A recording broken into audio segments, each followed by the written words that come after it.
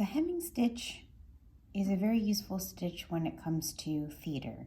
A lot of times this is the most used stitch because oftentimes the hems are what fall out the most often and the most frequently.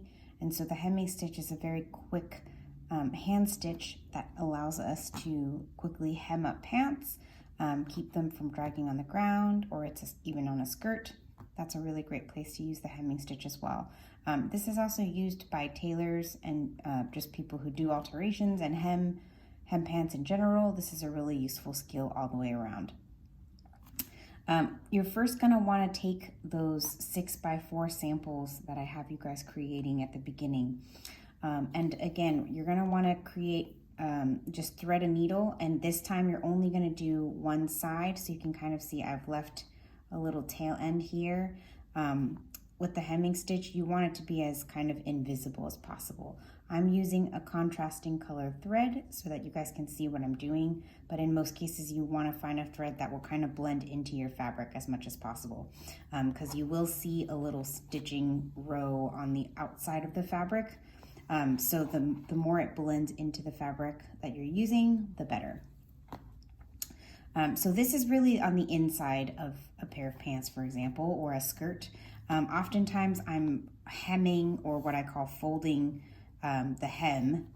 So this is kind of my finished hem on the inside. And this really allows us to keep this nice and finished so you don't have any raw edges. Obviously this would actually be on the side of a pair of pants or the inside of a pair of pants as opposed to this square. But for the sake of our samples, this is what we're using. So any of these hemming stitches, or you'll see a couple of them, we'll talk about the cross stitch and the slip stitch later, which are a little more complicated, but the hemming stitch and the other stitches will always start with your knot on the inside of this fold. So one of the reasons I fold this twice is so that this little fold here allows me to kind of hide my knot in there. So I'm going to start off just kind of pulling my needle through, and I'm going to go right on this top, right along the fold. So you can see where that fold line is, that's where my needle wants to come out. And I'm just starting, pretty close to the edge, probably about 1/8 of an inch away. So when I pull this through, again, you see that knot gets automatically kind of folded right into that fold there, so I don't even see it on the outside. Now with the hemming stitch, you're basically going, starting off a little bit ahead of where you come out, and I'm picking up just a tiny bit of the outside of the fabric, and then I'm just picking up the edge of the folded side of the fabric.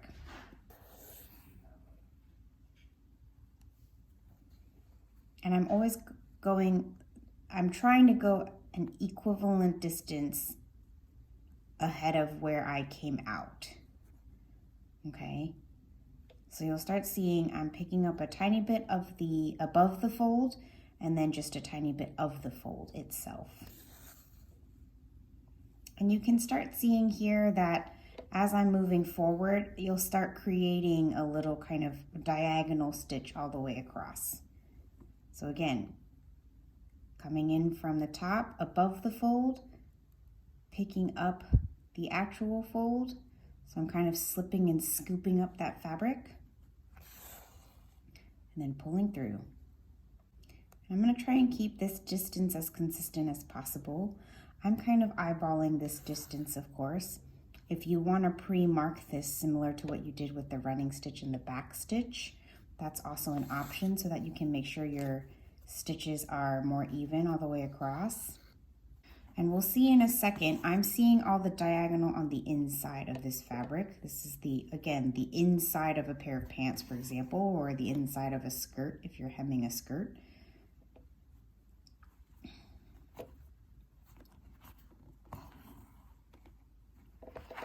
And then you will see on the outside here, I've got kind of pretty similar stitches in little verticals that are right kind of holding that hem at the top.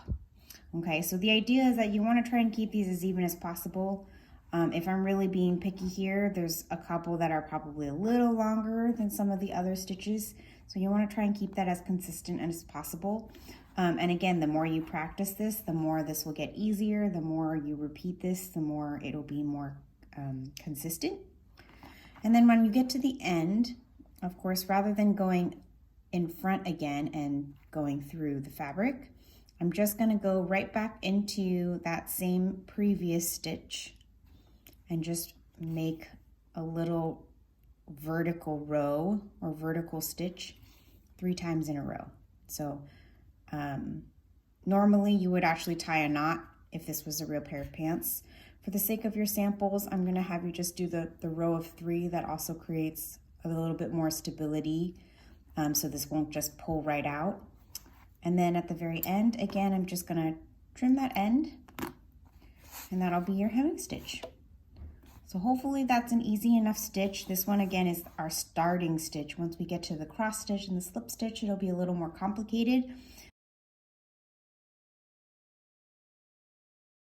But the idea of securing that hem or that fold edge to the outer edge of the fabric is going to be the same for all 3 of these stitches. Okay, and again, that's the outside. So you'll just see those little verticals, and then the inside should look like a series of diagonal stitches in a row. And that's your hemming stitch.